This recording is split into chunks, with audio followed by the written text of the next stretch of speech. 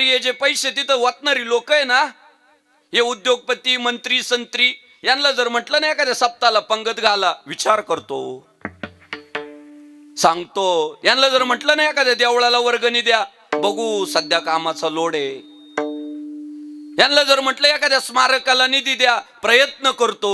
आणि त्या अशोक करातचा चिंचोका 3 लाखाला घेतला. चिंचोका.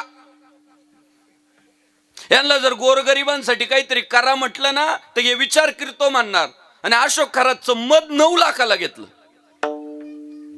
कुठं चाललंय आपला समाज? अहो, एवढं संतांनी प्रबोधन केलं, एवढं काम केलं, आणि लोक नुसते शालेय शिक्षण वाढू राहिली लोकांची.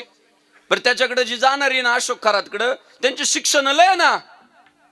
कोणाचा संविधानाचा अभ्यास आहे, कोणाचा तंत्रज्ञानाचा अभ्यास आहे, कोणाचा भूगोलाचा अभ्यास आहे, कोणाचा शासनाचा अभ्यास आहे.